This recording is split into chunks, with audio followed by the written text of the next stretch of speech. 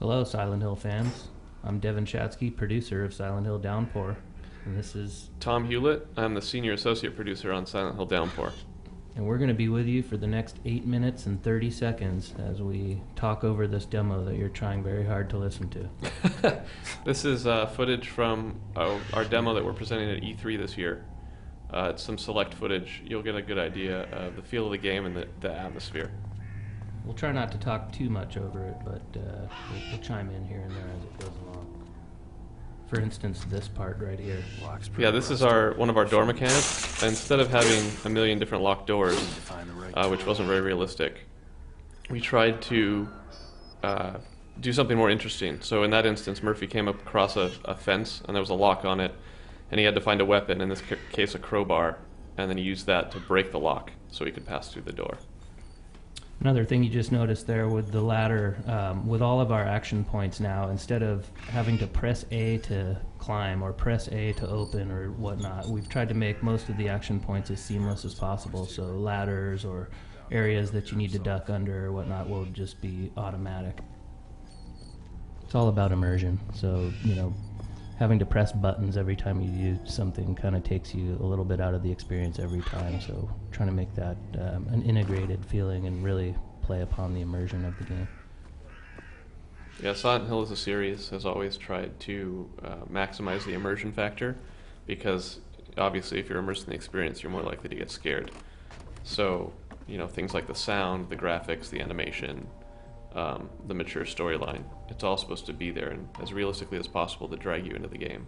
Yeah, Votcher did a really good job of making our environments look really natural and obviously creepy, but they really dirtied up everything.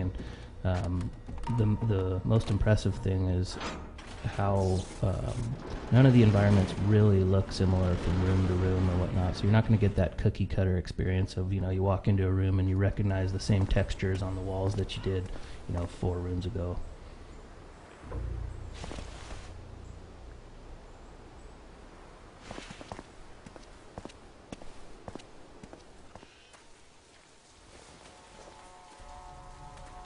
You can't undo it. Another thing we're doing for immersion is having self-talks, like we did in Shattered Memories, where instead of hitting a button and seeing some text about what the player thinks, Murphy will just sort of think to himself or say things about what he thinks. The examples you're seeing here are placeholder for the time being, so in that last scene Murphy talked an awful lot.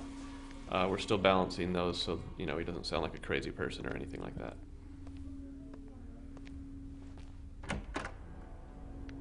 Hello?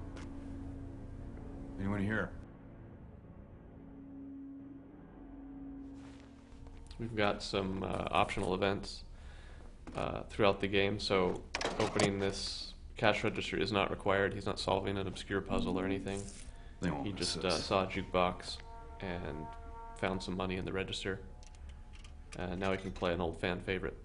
Yeah, we really wanted to let the player activate certain objects in the world and really get that immersion so that they can interact basically with any objects. You walk into a bathroom, there's a toilet there, and boom, you can use it.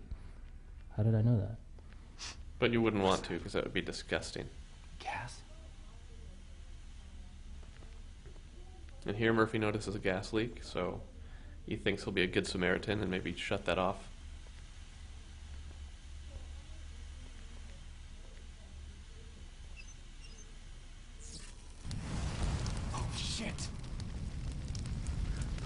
But it's Silent Hill, so maybe that doesn't work out the way he was hoping.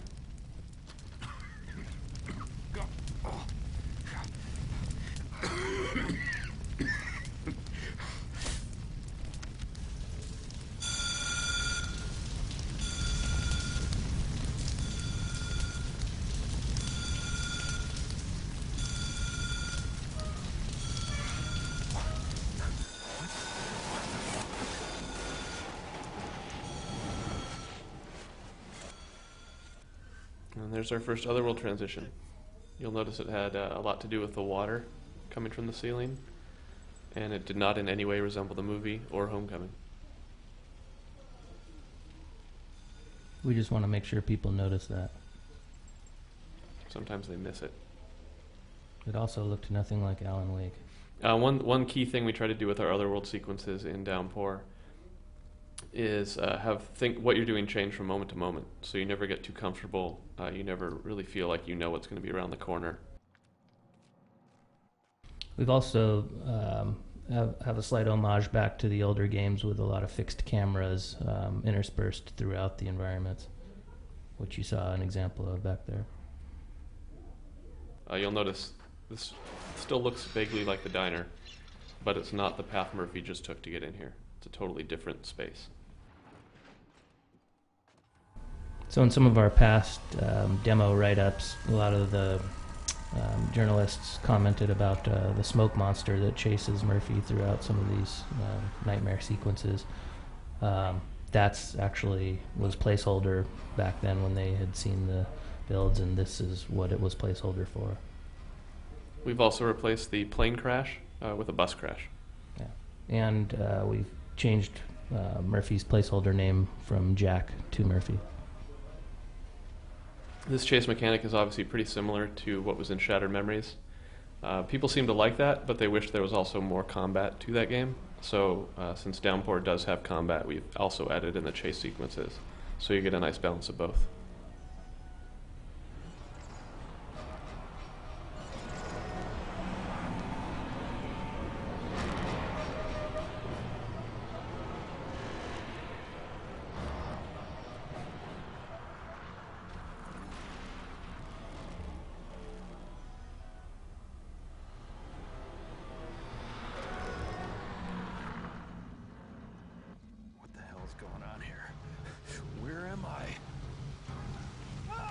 This is our homage to Goonies. We are very big Steven Spielberg fans.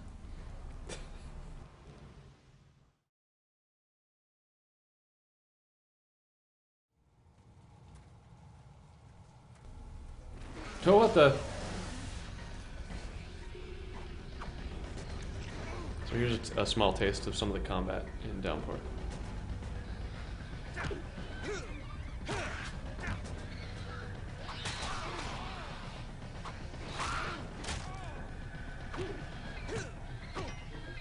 You notice Murphy's fighting with a crowbar here, but you can use objects strewn throughout the environments anywhere. So bottles, shovels, chairs, any object that you can find laying around is considered a weapon in Downpour.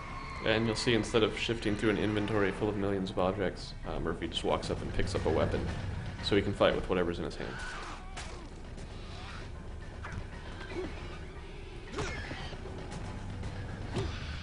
So we hope you enjoyed the demo. Stay tuned to the Silent Hill Facebook page for more updates, and we'll look forward to sending more information your way over the next few months.